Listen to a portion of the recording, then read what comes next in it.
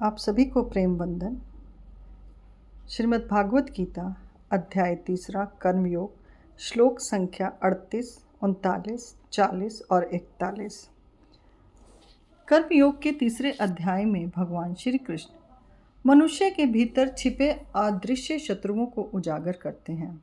ऐसे शत्रु जिनका कोई चेहरा नहीं है, पर वे हमारे विचारों में, इच्छाओं में और वासनाओं में छिपे रहते हैं और चुपचाप हमारा सर्वनाश कर देते हैं।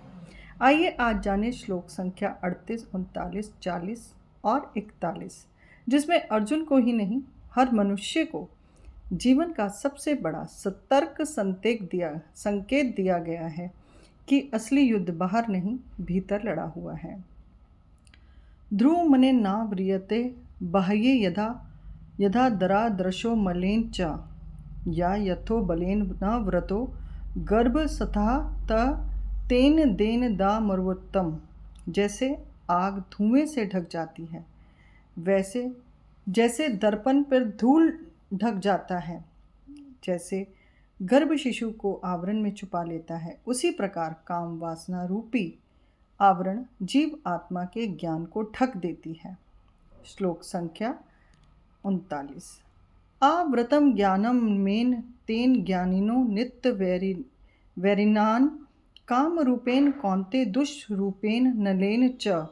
हे अर्जुन, यह कामना यानी कि वासनाएं सतत जलती अग्नि समान है जो कभी तृप्त नहीं होती। यह ज्ञानी पुरुषों के ज्ञान को भी ढक देती हैं, यानी शत्रु बाहर नहीं, हमारी अपूर्ण इच्छाएं ही हमारा शत्रु हैं। श्लोक संख्या 40। इंद्राणी मनोबुद्धि स्वाधिष्ठाना न मुच्यते एतत् विमुरुः यशेते ज्ञान मर्वतम देहि नमः। इंद्रियां, मन और बुद्धि यही कामना का निवास स्थान है। यही तीनों मिलकर जीव को भ्रमित कर देते हैं और सच्चे ज्ञान को ढक देते हैं। तस् तत्वम इंद्रेणी यनो द्रवः नियम तत्व भरतवर्षभ पाप आत्मानां मर्जहि ओन अहोहनम ज्ञानम विनाशनम।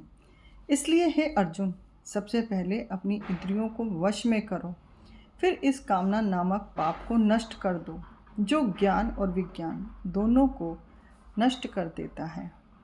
आज का प्रश्न यही है, क्या हमारा जीवन जैसे हम चला रहे हैं या हमारी इच्छाएं हैं? भगवान श्री कृष्ण ने स्पष्ट कर दिया, असली युद्ध कुरुक्षेत्र में नहीं, मन के क्षेत्र में है। जिसने इंद्रियों को साध लिया, मन को वश में कर लिया, वही सच्चा कर्मयोगी है, वही विजेता है। इसलिए आज से युद्ध बाहर नहीं भीतर शुरू कीजिए और युद्ध को जीत लीजिए। यही गीता का सार है। जय श्री कृष्ण। आप सभी से अगली श्लोक संख्या 41 आज हमारा पूर्ण हुआ। 42, 43, 44 और 45 में मिलते हैं। जय श्री कृष्ण।